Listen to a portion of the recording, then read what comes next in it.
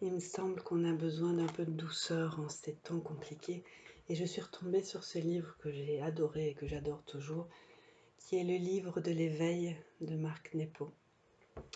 Mark Nepo est un poète américain qui écrit des textes sublimes. Et ce livre, en fait, permet d'avoir une petite histoire chaque jour.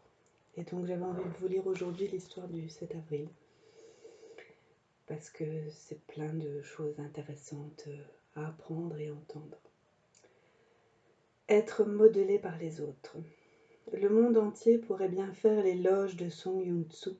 Cela ne le pousserait pas à se donner plus de mal. Le monde entier pourrait bien le condamner. Cela ne lui donnerait pas le cafard. Il a tracé une ligne claire entre l'intérieur et l'extérieur. Chuang Tzu. Ces paroles furent prononcées par Chuang Tzu au IVe siècle, avant Jésus-Christ. Je les ai lues il y a 15 ans et les ai affichées sur mon armoire afin de me souvenir de ne pas laisser l'opinion des autres me façonner.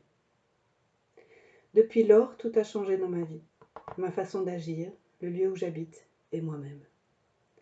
Beaucoup de choses sont passées, puis reparties. L'armoire portant les paroles de Chuang Tzu renferme les vêtements de quelqu'un d'autre, mais ces paroles sont imprimées dans mon cœur, même si je dois encore lutter pour ne pas me laisser influencer par l'opinion d'autrui.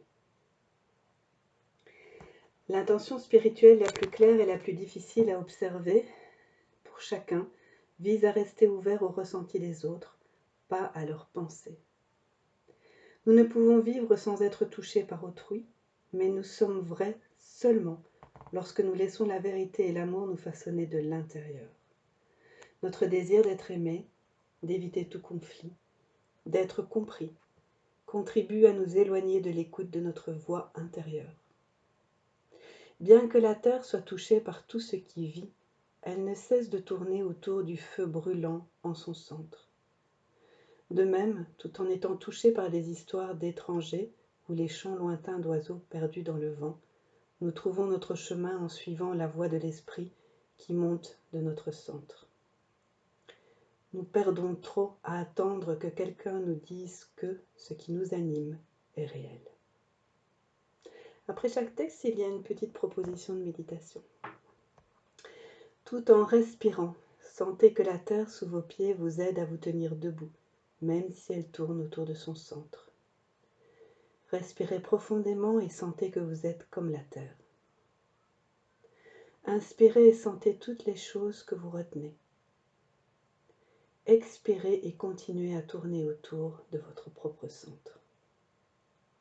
Je suis très contente d'être tombée sur ce bouquin et peut-être que je vous ferai une petite lecture tous les jours ou en tout cas quand je le sentirai. Bon soleil, bon confinement, prenez soin de vous, c'est le mot du jour et à tout bientôt.